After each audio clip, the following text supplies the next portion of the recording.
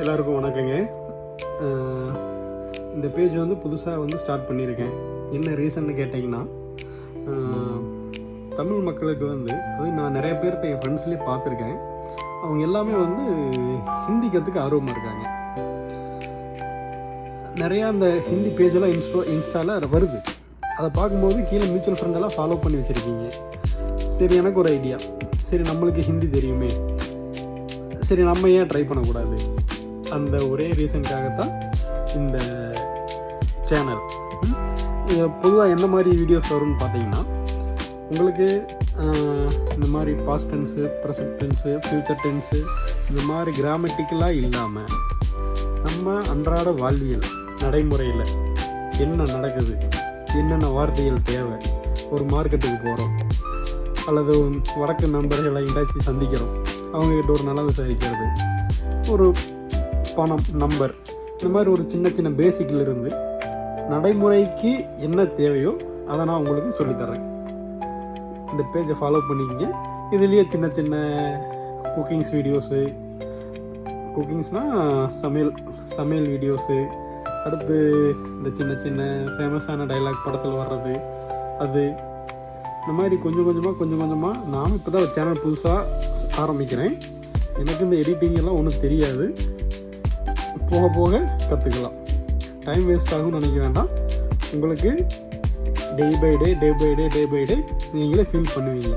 Okay, இவ்வளோதானா Hindi, பெரிய கஷ்டமா அப்படின்னு கேட்டிங்கன்னா ஒன்றும் கிடையாது. நான் இருக்கேன், பார்த்துக்கிறேன். சரிங்க, குயிக்காக ஒரு சமையல் வீடியோ பார்க்கலாம். ஒரு சிக்கன் கிரேவி பண்ணலாம். அதுக்கு தேவையான பொருள் எடுத்துக்கலாம். இதெல்லாம் என்னென்னு நான் உங்களுக்கு பின்னாடி சொல்கிறேன் வரும்போது. முதல்ல ஒரு பாத்திரம் எடுத்துக்கலாம். பாத்திரத்துக்கு பர்த்தனில் என்ன பண்ணுறோம், எண்ணெய் ஊற்றுறோம். எண்ணெய்க்கு என்ன தெரியுங்களா? தேல்னால் எண்ணெய், சரிங்களா? அடுத்து காய வச்சுட்டு கடுகு போடுறோம். கடுகுக்கு ராய் அப்படின்னு சொல்கிறோம். அடுத்து ராய் பொரியுதுங்களா? அடுத்து ஜீரா போடுறோம். ஜீரானா சீரகம் போட்டு பொரியுதா? அடுத்து என்ன பண்ணுவோம்? வெங்காயத்துக்கு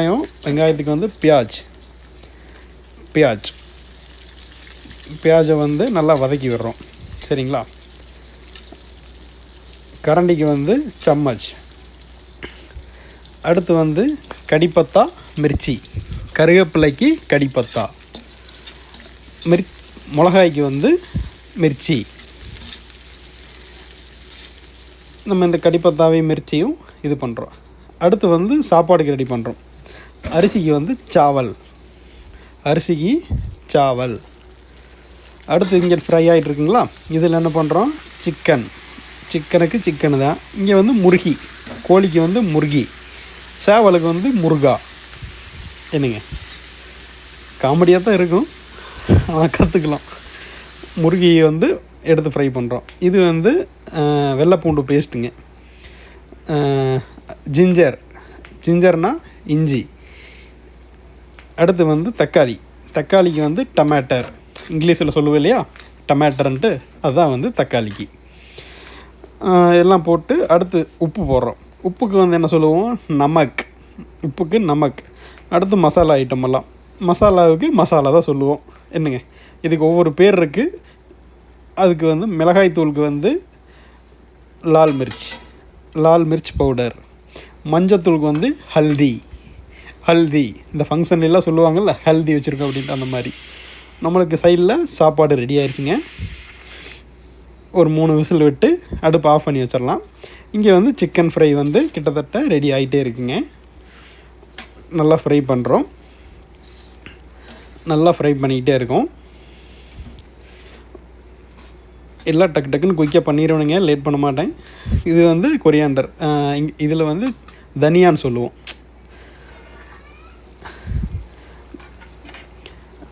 கொரியாண்டர் லீஃப் எடுத்து, கொத்தமல்லி தழை எடுத்து நம்ம ஃபினிஷிங் டச்சுங்க.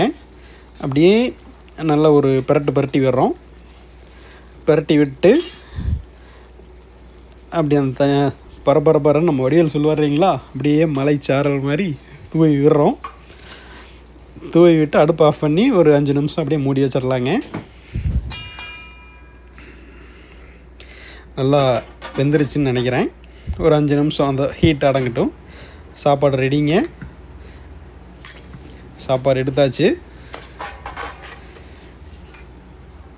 சாப்பாடில் வந்து கார்போஹைட்ரேட் அதிகமாக இருக்குது. அதனால் வந்து சாப்பாடை குறைச்சி காய்கறிகள் அதிகம் சேர்த்திக்கிங்க. சாப்பாடுனா சாவல், அரிசினாலும் சாவல் தான், சாப்பாடுனாலும் சாவல் தான் சொல்லுவாங்க. இது வந்து சிக்கன், முருகி. சிக்கன்னா முருகிங்க. பாருங்கள் அப்படியே ஆவி பறக்க கம கம கமன்னு. சண்டே வேறு ஒரு இளையராஜா பாட்டை போட்டு என்னங்கிறீங்க? வாங்க சாப்பிட்லாம். சாப்பாடு ரெடி ஆயிடுச்சு. கிளாஸில் வந்து மோர் ஊற்றுறேங்க.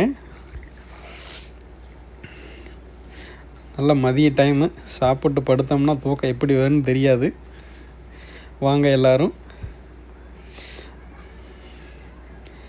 பரவாயில்ல, எல்லாம் வெந்திருக்குங்க. கொஞ்சம் கிரேவி டைப்பில் வச்சுருக்கேன்.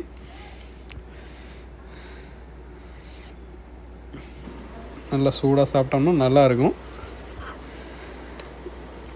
அப்படியே கொஞ்சம் கேமராலாம் புதுசு, எங்கே ஃபிட் பண்ணுறது என்னென்னு தெரியலிங்க.